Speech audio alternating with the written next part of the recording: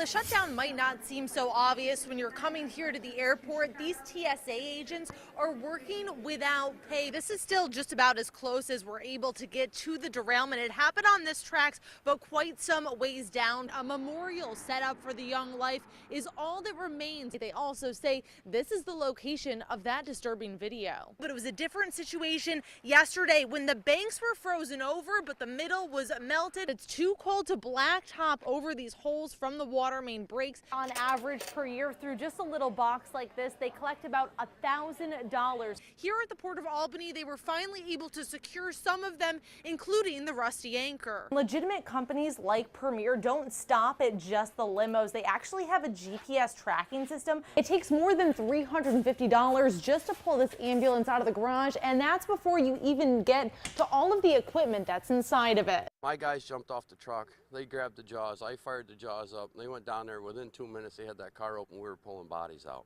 They were still alive. And we kept going. Captain Aaron Bywater with the Central Bridge Fire Department tells me about the moments he arrived on scene of the tragic and deadly limo crash in Schoharie. The things we saw was like a nightmare. I don't want anybody to see this. I just wish we get some support. He says it's the days after a tragedy like this that is most difficult on first responders. Trained, and this is not what we're trained to deal with, is the aftermath. Former Sheriff Tony Desmond says he hopes the community will come together to support those who had to respond to what's being described as a horrific scene. It's an unnatural event, and it's tough to go through it and then not keep reliving it. Meanwhile, at the scene, Sheriff Ronald Stevens says this is a tragedy unlike any he's seen before. It's probably the most horrific scene that I've had to witness. Assemblyman Chris Haig thanking first responders for their unwavering work. What they had to deal with here the other night is just unfathomable. It's one of the toughest things I've ever seen in my entire life. And Bywater says the community can still count on all first responders to do the job at hand. We're here for everybody, and if the tones drop, we're still responding. Keith Raniere denied bail in court today, but Allison Mack leaving the court to return to California under house arrest. Allison, did you help brand India Oxenberg? India's mother, Catherine Oxenberg, talking to me outside of court, saying her daughter is not in her right mind. Allison Mack was my daughter's direct superior in NXIVM, and so she deserves to be held accountable for what she's done.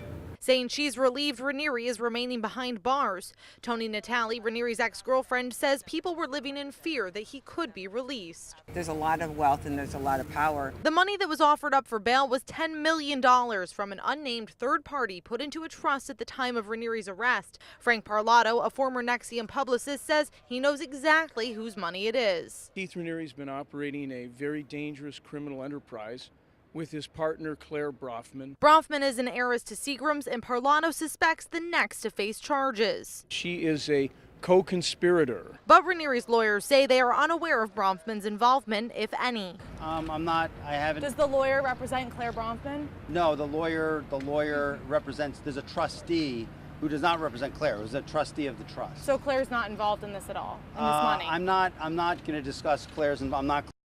Raniere's lawyers obviously not wanting to give me a straight answer there. They do say, however, that he will be applying for bail again. Allison Mack also apparently still in plea negotiations. The pair will appear again in court on July 25th. I'm reporting in Brooklyn. Ayla Ferrone, News 10, ABC. It's amazing. You don't realize how much work and effort goes into a sign until you actually come here and do it. It's a two-man show here in the town of Colony Sign Shop. As foreman Robert Sammons tells me, it's more complicated than you may think. For an average sign, it's 10 to 15 minutes. Some of the more intricate ones, they're probably almost an hour. First, they print the lettering from a computer program, then start to layer the sign materials on an aluminum blank. We'll put this white onto this blank.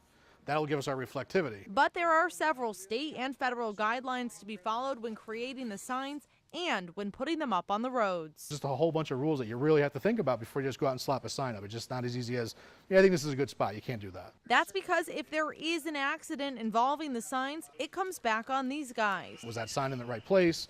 Was it visible. Even though Colony doesn't make or put up the controversial I Love New York signs, Sammons has an idea of how much work would go into replacing or taking down hundreds of them. I'm not exactly sure that, as far as how much cost they have involved, but I would think that would be a big job to do. I asked if he thinks he could replace the signs by the deadline if he was hypothetically tasked with the project. No. There was no way we could do that. Marilyn Douglas attended a meeting about the future of the Immaculate Conception Church at the beginning of the month. She was shocked when last week the Diocese of Albany announced in its newspaper, The Evangelist, that the worships would be relocated. We thought that we were going to have a part in this discussion. Her impression is that the diocese has decided to tear down the church, which sustained water damage after flooding last summer. The possibility of this building coming down would be catastrophic to a lot of people here. Mayor Rob Allen says when the flooding happened, volunteers were not allowed to clean the water damaged areas. They were told no. The windows were shut, the fans were taken out, and now we're in the situation we have here. Douglas says her family grew up in this church and even helped build it. She says there are several options to save the building, but she isn't getting much direction from the diocese. She's seen repair estimates ranging from $633,000 to more than $1 million. We're not asking them for the money. We're just saying give us a time to see if we can raise the money. And she's not the only one who wants the chance to save the church. Kendall Baker isn't part of the parish, but says the building means a lot to people here. It's an important draw and a center of faith and a center of community. He even started a petition that has garnered more than 200 signatures. This shows that there is support to save the building. After dealing with water contamination as well as the flooding, Hoosick Falls has become more resilient than ever. This community is strong, and unfortunately we've been trained in how to handle hardships. Saying this hardship can be avoided. If we tear down this church, this is a man-made disaster.